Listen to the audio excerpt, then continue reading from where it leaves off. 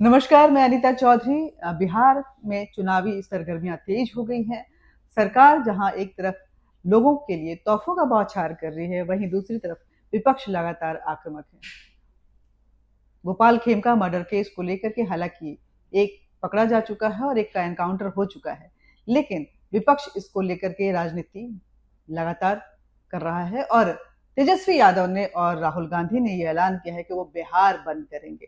इस पर बात करने के लिए हमारे साथ एनडीए के गठबंधन के बीजेपी के वरिष्ठ नेता शाहनवाज जी हैं। शाहनवाज जी, एक मर्डर को लेकर के जिस तरह से वहां पे राजनीति गरमाई हुई है और अब वो रुकने का नाम ले, हालांकि एक्शंस हो रहे हैं, लेकिन बिहार बंद जो है उसका ऐलान भी हो चुका है। देखिए, बिहार में कानून का राज है, सुशासन है। अपवाद के तौर पे ऐसी एक दो घटना हुई है, लेकिन अपराधी बख्शे नहीं गए, पकड़े गए, मारे गए और इन लोगों की बोलती बंद हो गई। जो लोग बिहार को क्राइम कैपिटल राहुल गांधी बता रहे थे, ये बिहार का और क्या अपमान कर सकते हैं। बिहार में उद्योग लग रहा है, रोजगार मिल रहा है, बहुत बड़ा इन्वेस्टमेंट हो रहा है, बड़ी तादाद में लोग आ रहे हैं। बिहार के ही आपके जिला में पंडौल में टेक्सटाइल का बहुत बड़ा फैक्ट्री लग रहा है, कई इथेनॉल प्लांट लग रहे हैं, कई बॉटलिंग प्लांट लग रहे हैं। बिहार में बहुत इंडस्ट्रिस्ट जा रहे हैं, लेकिन कुछ लोग हैं जो अपनी राजनीति के लिए बिहार को बदनाम कर रहे हैं। और उन्होंने जो वोटर लिस्ट का वेरिफिकेशन है, इस पर बंद का भी ऐलान किया है 9 तारीख को जी। कुछ होने वाला नहीं है, कोई इनके सपोर्ट में आने वाला नहीं है। बिहार में जनता नीतीश कुमार जी के साथ है और आज तो गेम चेंजर हुआ। महिलाओं को 35% आरक्षण सरकारी नौकरी में मूल निवासी जो बिहार की हैं उनको देने का ऐलान कैबिनेट ने किया है। मैं नीतीश कुमार जी की कैबिनेट को, नीतीश कुमार जी को बहुत बधाई देता हूँ। आप बधाई दे रहे हैं, आपने इलेक्शन कमीशन की बात करी, उसके बंद के ऐलान की भी बात करी। तेजस्वी यादव जहां सुशासन बाबू के राज्य में जंगल राज की बात कर रहे हैं, वही इलेक्शन कमीशन पे भी चाहे वो राहुल गांधी हो चाहे तेजस्वी यादव हो, लगातार सवाल उठा रहे हैं, बोल रहे हैं कि ये बीजेपी के लिए काम कर रहे हैं, बीजेपी की बी पार्टी बनके इलेक्शन कमीशन काम। हालांकि बिहार में करीब 1.5 करोड़ से ज्यादा वोटर ऐसे पाए गए हैं जिनका कोई अस्तित्व ही नहीं है इलेक्शन कमीशन के इस सर्वे में। देखिए, इलेक्शन कमीशन चुनाव से पहले वेरिफिकेशन कर रहा है। कई लोग मर जाते हैं, वो नाम रहता है, उस पर बोगस पोल हो जाता है। कई लोग दूसरी जगह वोटर हो जाते हैं तो उनका नाम रह जाता है। इस तरह की प्रक्रिया है जिसको पूरा किया जा रहा है, लेकिन ये लोग विवाद कर रहे हैं।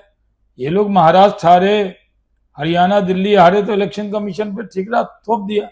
अब ये जान गए हैं कि बिहार में हारने वाले नीतीश कुमार जी के नेतृत्व में एनडीए जीतने वाला है, इसलिए अभी से किसको बहाना बनाया जाए। तो इलेक्शन कमीशन सॉफ्ट टारगेट हो गया है महागठबंधन का। वो इलेक्शन कमीशन को दोष दे रहे। ये लोग अच्छी तरह जानते हैं कि बिहार में मतदाता एनडीए के साथ है।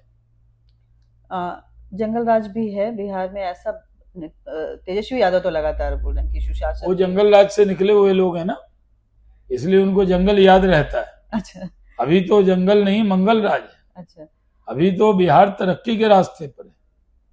रोड, बिजली, पानी, सड़क सब में काम हो रहा है, फैक्ट्रियां लग रही हैं, रोजगार सरकारी क्षेत्र में दिए जा रहे हैं, प्राइवेट सेक्टर में रोजगार दिया जा रहा है। बिहार आज हर क्षेत्र में तरक्की के रास्ते पर है। प्रधानमंत्री फिर 18 तारीख को मोतिहारी में आ रहे हैं। बिहार में खुशी की लहर है। जब भी वो आते हैं तोहफा देकर जाते हैं।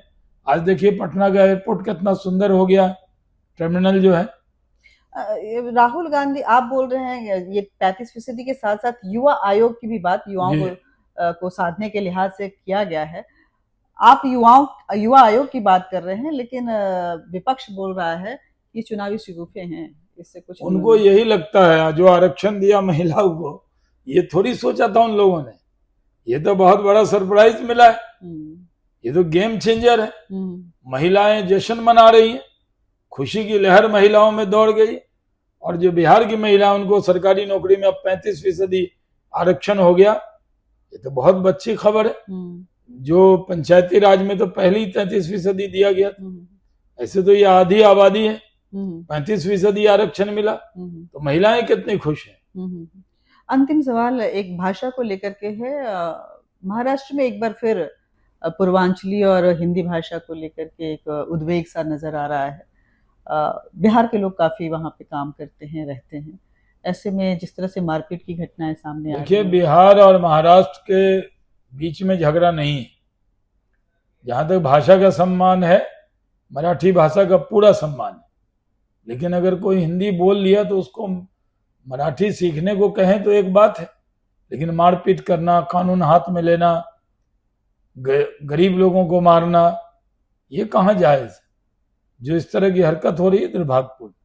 बहुत बहुत शुक्रिया आपका। देखिए, बिहार में जिस तरह से महिलाओं को नौकरियों में आरक्षण दिया गया है, इसको चुनाव के लिहाज से भी और वैसे भी महिला उत्थान के लिहाज से भी एक गेम चेंजर माना जा सकता है। लेकिन इलेक्शन कमीशन और बाकी मुद्दों को लेकर के जिस तरह से विपक्ष आक्रामक हो रही है, ये देखना होगा कि धीरे धीरे ये वोटर लिस्ट की सर्वे आखिरकार एनडीए के लिए कितना गले का फांस बनती है। जय हिंद।